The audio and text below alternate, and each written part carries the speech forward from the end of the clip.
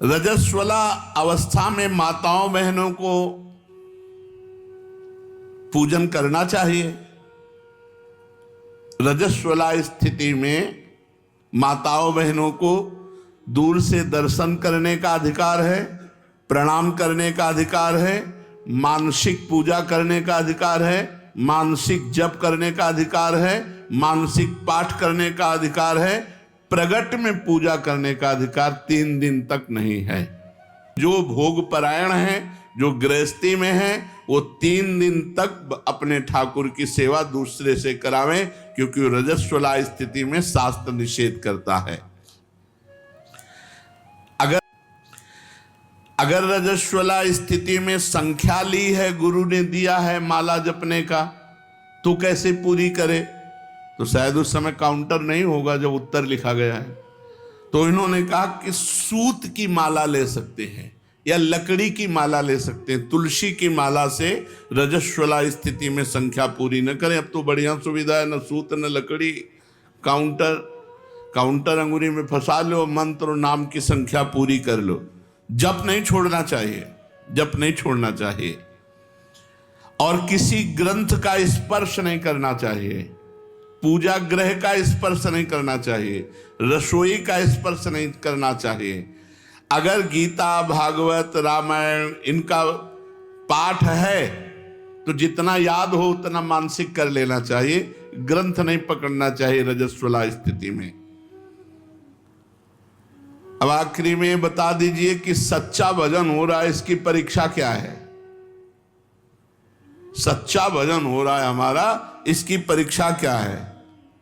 भजन करने वाले की प्रतिपल उन्नति होती है।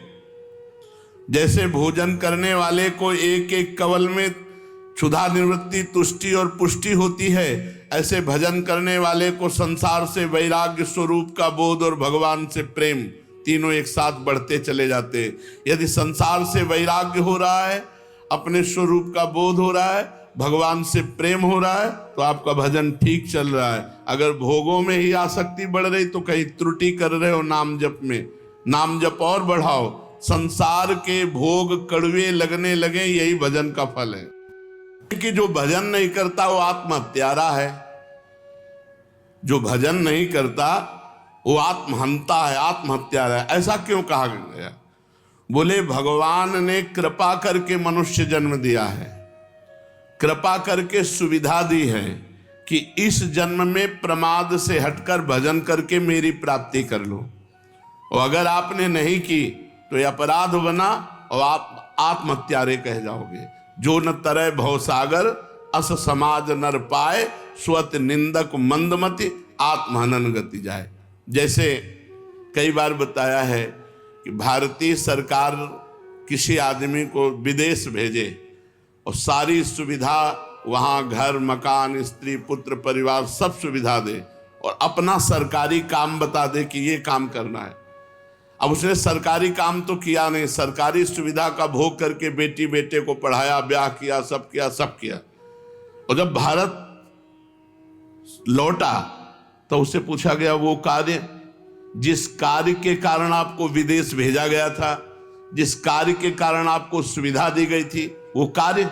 बोले वो कार्य तो नहीं हुआ। तो वो दंडनीय अपराध होगा और उसे जेल मिलेगी, क्योंकि उसको उस कार्य के लिए सारी सुविधाएं दी गई थी। तो भगवान ने मृत्यु लोक में मनुष्य रूप में हमें भेजा भारत में, किस लिए? जाओ साधन धाम मोक्ष कर द्वारा, साधना करो और अपने जीवन को मुक्त अवस्था में लाओ, भगवत प्राप्ति कर लो। तो लड़की, लड़का, पत्नी, परिवार सबका पालन पोषण किया, खूब सब कुछ किया, लेकिन प्रधान सरकारी कार्य भजन करके भगवत प्राप्ति ये नहीं किया, तो आपको जो गति आत्महत्यारे की होती है वही दुर्गति आपकी होगी। हम आपसे और समझना चाहते हैं। कुछ ऐसा कहा जाता है कि अगर राम के साथ सीता की उपासना न करे और कृष्ण के साथ राधाजू की उपासना न करे तो नरकगामी होते हैं, ऐसा सुना है? नहीं, शास्त्रों में जो वर्णन है उसको समझना है। भगवान श्री राम या भगवान श्री कृष्ण का जब आप पूजन करते हैं तो उसी में शक्ति विराजमान है। वो अकेले कभी रह नहीं सकते। शक्तिमान शक्ति में ही विराजमान है, शक्ति शक्तिमान में ही विराजमान है। दोनों अभेद हैं। शक्ति और शक्तिमान कभी अलग हो ही नहीं सकते हैं।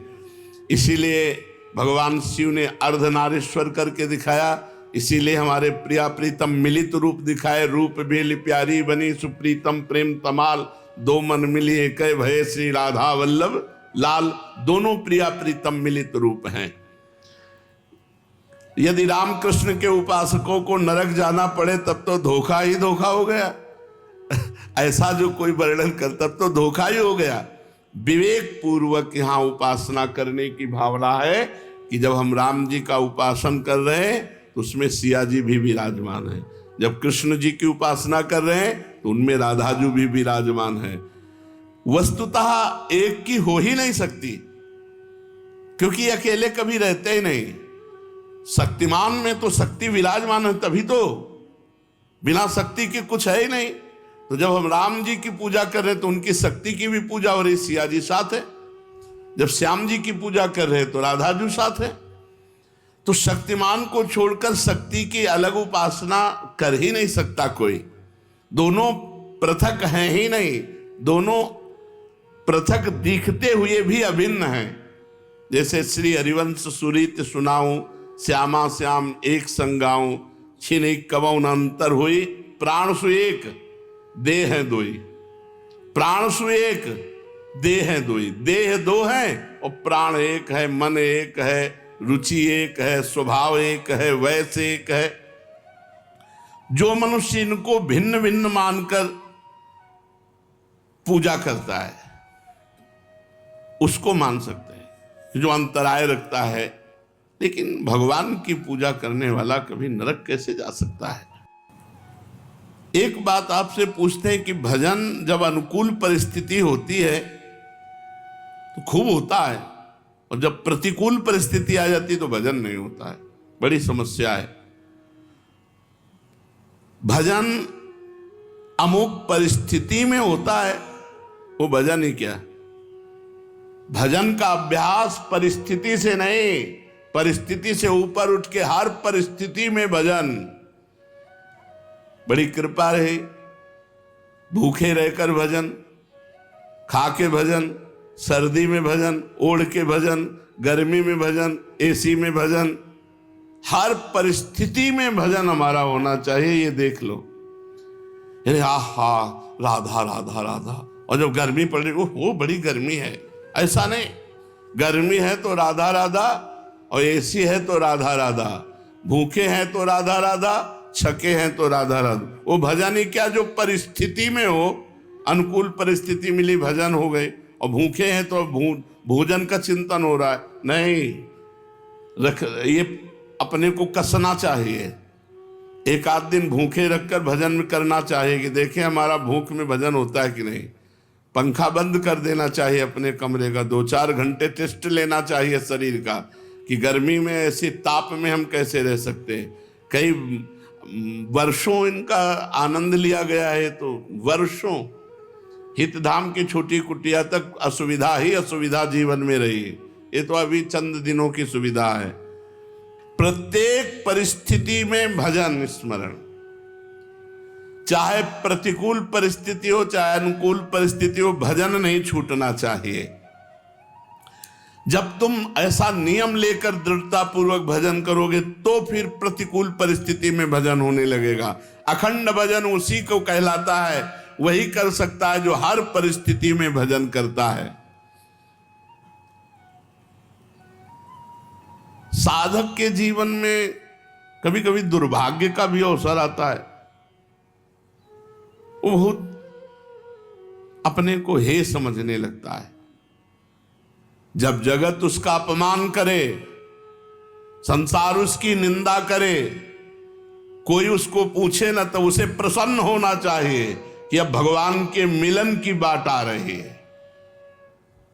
सम्मान, अनुकूलता, सुख ये भगवान से अलग करते हैं।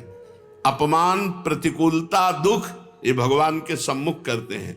जब अपमान होने लगे, निंदा होने लगे, कोई पूछे ना तो जय जय, कितना आनंद, सीधे भगवान से चित्त लगाओ, सीधे भगवान के चिंतन में डूबो। यथार्थ में उसका सौभाग्य अब उदय हुआ है, ये दुर्भाग्य नहीं है। जब जगत उच्च आसन पर बैठालता है और वाह वाह करता है और भेंट पूजा चढ़ाता है, इसे दुर्भाग्य समझना चाहिए। यह है अध्यात्म का उल्टा मार्ग। संसारिक यही चाहता है कि जाते ही सबसे ऊंचा आसन मिले और बड़ा माला पहनाया जाए, और यहां कह रहे हैं वो दुर्भाग्य है। सौभाग्य यह है कि जब कोई पूछे ना, उसे अब बड़ा भाग्य का विषय यही है, ये अब अनुभव करते हैं। ये सौभाग्य ना मानो कि वाह वाह और बड़ी यश कीर्ति, दुर्भाग्य को यहां सौभाग्य माना जाता है। जब कोई पूछे ना, कोई अपमान करे, तिरस्कार करे, ये बड़ा सौभाग्य। एक बात और बताइए कि ये प्याज लहसुन पवित्र भूमि में उपजता है, फिर इसे क्यों खाने के लिए वर्जित किया गया है? प्याज लहसुन कोई कंपनी में तो बनाया नहीं जाता कि भाई गंदी बात है। जहां आलू उत्पन्न होती है, जहां गाजर उत्पन्न होती है, मूली उत्पन्न होती है, ऐसे ही प्याज लहसुन उत्पन्न होता है पवित्र भूमि में, फिर इसे निषेध क्यों किया गया है कि न खाया जाए? प्याज लहसुन घोर तामसिक वृत्ति है, इसके खाने से घोर तमोगुण बढ़ता है। आलस्य, निद्रा और भजन में मन ना लगना और गंदे भावों का उदय होना इससे होता है। इसलिए संतों ने इसे मना किया है, क्योंकि आहार शुद्धि से ही मन शुद्धि होता है। जैसा खाओ अन्न वैसा बने मन। इसलिए आध्यात्म की उन्नति की इच्छा रखने वाले साधकों को कभी प्याज लहसुन पड़े हुए भोजन को नहीं पाना चाहिए। और जिस रसोई में मांस बनता हो, उस रसोई में, उस पात्र में बने हुए खीर पूड़ी रोटी दाल भी नहीं पानी चाहिए। शुद्ध अंतःकरण हुए बिना सिद्धि नहीं मिलती, और बुरे भाव आते हैं तो अंतःकरण शुद्ध नहीं है। पर हम मंत्र जप कर रहे हैं तो क्या सिद्धि प्राप्त हो जाएगी? हाँ, प्राप्त हो जाएगी, क्योंकि मंत्र परम शुद्ध है। हम जप रहे हैं, हमारे भाव अशुद्ध हैं, तो वो मंत्र धीरे धीरे अशुद्ध भावों को काटकर परम सिद्धि प्रदान कर देंगे। और ये भूत प्रेत कोई कोई सिद्ध कर लेते हैं मंत्र से, इनकी क्या गति होती है? जो भूत प्रेत की उपासना करते हैं, ये तामसिक सिद्धि है, वो नरक की प्राप्ति होती है और भूत बनते हैं, भूत बनते हैं और नरक की प्राप्ति। भूतों को पूजने वाले, भगवान गीता जी में बोले, भूतों को पूजने वाले भूतों को प्राप्त होते हैं, पितरों को पूजने वाले पितरों को प्राप्त होते हैं, देवताओं को पूजने वाले देवताओं को प्राप्त होते हैं। हे अर्जुन, मुझे पूजने वाले मेरे को प्राप्त होते हैं। साधक को चाहिए दिखावे में ना पड़े, चमत्कार दिखाने में। ये भूत प्रेत की, यक्षिणी गंधर्व, इनकी सिद्धि मंत्र हैं इनके, ये थोड़े दिनों में सिद्ध हो जाते हैं। तुम क्या बोल रहे हो, तुम क्या सोच के आए हो, तुम कहां से आए हो, तुम्हारा क्या नाम है, ये सब बातें। इससे बड़ी पूजा बढ़ेगी, सम्मान बढ़ेगा, लेकिन जाना पड़ेगा नरक ही, भूत प्रेत योनि की ही प्राप्ति होगी। रजस्वला अवस्था में माताओं बहनों को पूजन करना चाहिए। रजस्वला स्थिति में माताओं बहनों को दूर से दर्शन करने का अधिकार है, प्रणाम करने का अधिकार है, मानसिक पूजा करने का अधिकार है, मानसिक जप करने का अधिकार है, मानसिक पाठ करने का अधिकार है। प्रगट में पूजा करने का अधिकार 3 दिन तक नहीं है। जो भोग परायण है, जो गृहस्थी में है, वो 3 दिन तक अपने ठाकुर की सेवा दूसरे से करावें, क्योंकि रजस्वला स्थिति में शास्त्र निषेध करता है।